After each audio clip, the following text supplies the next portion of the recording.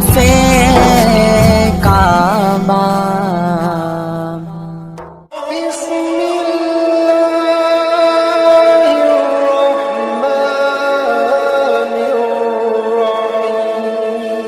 ایک لونڈی تھی، وہ بادشاہ کے لیے پھولوں کی سیج لگایا کرتی تھی اور بادشاہ پھولوں کے اوپر سویا کرتا تھا۔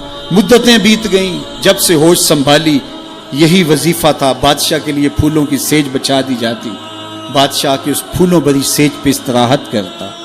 بوڑھی ہو گئی، ایک دن پھولوں کی سیج سجائی کہ دل میں ایسے خیال آ گیا کہ میں سیج تو سجا کے چلی جاتی ہوں اور بادشاہ آ کے لیٹ جاتا ہے، میں بھی تو دیکھوں کہ پھولوں پہ سونے کا لطف کیا ہے۔ تو وہ اپنی کمر سیدھی کرنے کے لیے پھولوں کی سیج پہ لیٹ گئی، سارے دن کی تھکی ہوئی تھی، آنکھ لگ گئی۔ بادشاہ وقت پہ اپنے کمرے میں داخل ہوا تو اس نے دیکھا کہ ایک لونڈی اس کی سیج پہ سوئی ہوئی ہے، بڑا غصہ آیا۔ بادشاہوں کی غیرت ہوتی ہے، اس غیرت کی وجہ سے اس نے جلاد کو بلایا، اسے اٹھاؤ، الٹا لٹکاؤ اور اتنا مارو کہ اس کی جان نکل جائے، باقی لونڈیوں غلاموں کو پتہ چل جائے کہ بادشاہوں کی سیج کتنی مقدس ہوتی ہے۔ اس لونڈی کو وہاں سے دبوچا گیا، الٹا لٹکا دیا گیا اور جلاد کوڑے مارنے لگا۔ وہ روتی چیختی چلاتی، اچانک روتے روتے اس نے ہنسنا شروع کر دیا۔ جب وہ ہنسی نہ تو بادشاہ نے جلاد سے کہا رکو اور اسے پوچھو روتی کیوں تھی اور اسے یہ پوچھو کہ ہنستی کیوں ہے۔ تو جلاد نے کہا کہ کیوں روتی تھی؟ اس نے کہا جب کوڑا لگتا تھا تو جان نکلنے کو آتی تھی، میں روتی نہ تو اور کیا کرتی۔ کہا یہ بات تو میری سمجھ میں بھی ہے، لیکن یہ بات سمجھ میں نہیں، تو ہنستی کیوں ہے؟ کہا مجھے ہنسی اس بات پہ آئی ہے کہ چند لمحوں کے لیے سیج پہ سوئی ہوں تو اتنی مار کھانی پڑ رہی ہے، تو جس کو عمر ہوگی سوتے ہوئے اس کا کیا بنے گا۔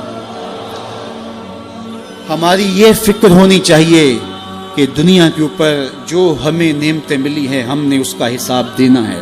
ثم لتسألن یومئذ عن النعیم، اس دن ایک ایک نعمت کا حساب دینا ہوگا۔ یہ کوئی قصہ کہانی نہیں ہے، یہ قرآن ہے، ایک ایک نعمت کا ہمیں حساب دینا ہوگا۔ آئیے اس مختصر زندگی کو اللہ اور اس کے رسول کے نام لگا دیں۔ زندگی جو گزر گئی سو گزر گئی، آنے والا ایک ایک لمحہ یاد الہی میں بسر کرنے کا عزم کریں، ان کے ساتھ وابستہ ہو جائیں گے، رسول کریم کے دامن سے جڑ جائیں گے تو یہاں بھی خیر ہے وہاں بھی خیر ہے، اور اگر ان کے دامن سے نہ جڑ پائے تو پھر سوائے رسوائی کے اور کچھ مقسوم اور کچھ مقدور نہیں ہے۔ آج کا مصطفی اجتماع نوجوانوں کو، پوری دنیا کے اوپر سننے والوں کو یہی میسج دیتا ہے کہ حضور کے ساتھ اپنی وابستگی کو، اپنی دل بستگی کو، اپنے تعلق خاطر کو مضبوط کر لو، اپنا سارا کچھ حضور کے نام کر دو۔ ان سے وابستگی اور ان سے الفت کا ربط و رشتہ جب قائم کر لو گے تو پھر دنیا بھی بہتر اور آخرت بھی بہتر، ورنہ یہ دنیا بھی مشکلوں، اذیتوں اور تکلیفوں سے گزرے گی اور آخرت کا حساب ابھی باقی پڑا ہے۔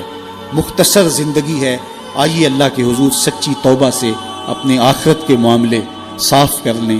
ایک آنسو سے ماضی کے سارے گناہ دھوئے جا سکتے ہیں۔ ابھی سورج مغرب سے طلوع نہیں ہوا، ابھی توبہ کا دروازہ بند نہیں ہوا، اس کی رحمتوں کے در کھلے ہیں۔ آج کی توبہ کل کی بہتری کی ضمانت، اور آج کی ڈٹائی کل کے پچھتاوے کے علاوہ کچھ نہیں ہوگا۔ وقت پر کافی ہے ایک قطرہ بھی آب خوش ہنگام کا، جل گیا جب کھیت برسا می تو پھر کس کام کا۔ اور اگر ان سانسوں کے بدلے سجدہ ہو جائے، ان سانسوں کے بدلے قیام ہو جائے، رکوع و سجود ہوں، رسول کریم پہ درود پڑا جائے، کسی دکھی کے سر پہ ہاتھ رکھ دیا جائے تو یہ سانسیں کام آ گئی۔ وہ خوش نصیب ہیں جنہوں نے اپنی سانسیں اللہ اور اس کے رسول کے نام وقف کر دیں، اور وہ بد نصیب جو اپنی سانسیں، اپنا وقت اور اپنی قیمتی زندگی برباد کر رہے ہیں۔